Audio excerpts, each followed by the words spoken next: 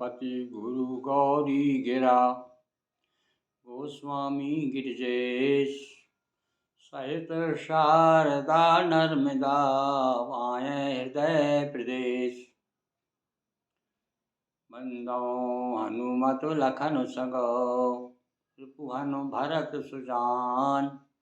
सिया राम जी को नमन गाऊं हरि गुण गान। सियावर रामचंद्र पद जय शरणम। सती बसई कैलास तब अधिक सोच मन माई। मरम न को जान कछु युग सम दिवस सिराई।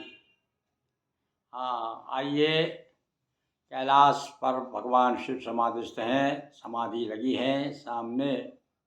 सती बैठी बैठी चिंता मग्न है और एकाकी समय व्यतीत कर रही हैं। तो लिखा है युग सम दिवस सिराही, यानी एक एक दिन जो है एक एक युग का हो रहा है। नित्य नव सोच सती उर भारा, और यानी हृदय में भारी सोच है। और ऐसा नहीं नित्य नव नए नई सोच आ रही, नई नई चिंताएं। यहाँ सोच का मतलब चिंता समझ रहे अपन। नई नई चिंताएं आ रही है कि ऐसा हो गया तो कैसा हो गया, अब क्या हो जाएगा, क्या होगा, भगवान मुझसे रुष्ट हो गए, मुझे त्याग दिया है और इससे तो मेरा मरना ठीक भला है। जब आदमी ज़्यादा परेशान हो जाता है ना, सोचता है हे प्रभु मुझे ले ले, अब इस संसार में मुझे नहीं रहना। और ऐसा ही हुआ भाई, जो सोचा सती ने वो क्या हुआ। तब देखो, जब ज़्यादा आदमी डिप्रेशन में आ जाता है तब क्या स्थिति होती है। तो इस समय सती जी डिप्रेशन में है भाई, इतनी ज़्यादा है चिंता में।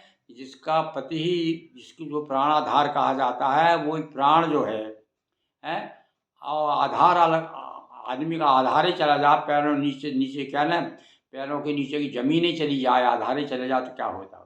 आज सती के साथ ऐसा ही हो रहा है। मैं जो कीन रघुपति अपमाना, उन्हीं पति बचन मृषा कर जाना। और ये मान रही मैंने एक तरह से उनकी परीक्षा क्या ले ली, उनका अपमान हो गया।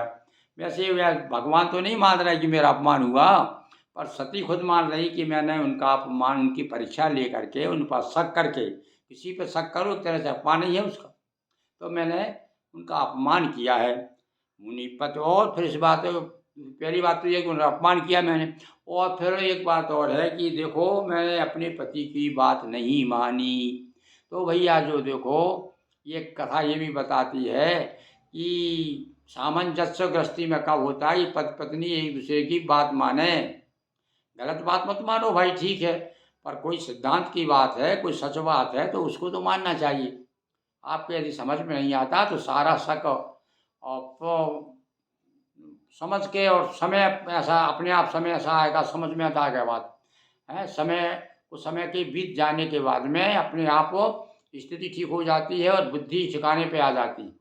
अब उस समय उनको भ्रम था, शक था, पर इसमें लिखा है भैया कि बहुभांति कई कथाएं सुनाई, शंकर जी ने बहुत समझाया, पर वो कहते नहीं, जब वो आदमी को एक तरह से गांव अपने लोगों पर लागू होता है, विनाश काले विपरीत बुद्धि है।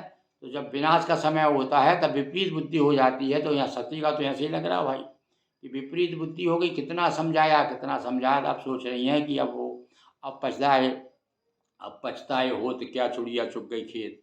अब तो पछताना है। तो सियानों ने कहा भाई पाछे कर क्या पाछे पछताई, बाद में काम करने के बाद में फिर नहीं पछताना चाहिए। अब हो गया जो कुछ ठीक है, उसको अब सुधारें किसी तरह से। तो प्रयास करना था सुधारने का। ऐसा कहते ज़रूर हैं, अपन भी ऐसी बात करते हैं, पर ऐसा संभव नहीं है, क्योंकि आदमी पूरी तरह से चिंता में डूब जाता है। मैं सो फल मोह विधाता दीना, अब कह रही है भाई, अब उसका फल तो मुझे भोग रही है। मैं जो आज जो मेरी जो स्थिति है, वो स्थिति यही है कि मैंने 2 अपराध किए हैं। एक हो तो चल जाता भाई, 2 अपराध, एक तो पति की बात नहीं मानी, दूसरा मैंने उनका अपमान किया। जो कछु उचित रहा सोई कीना, अब तो भैया विधाता तो जो उचित होता वही कीना, उसके आधार पर अपन क्या कर सकते हैं। इसीलिए तो कहा है कर्मण्यवाद का रास्ते, हम तो भैया काम कर सकते हैं, कर्म का अधिकार है हमारा, और वो तो फिर बस विधाता के ऊपर है। जो उचित होता है, उचित और अनुचित विचार करके तो हमको फल प्राप्त होता है। जो प्रभु दीन दयाल कहावा, आरती हरन वेद जस गावा।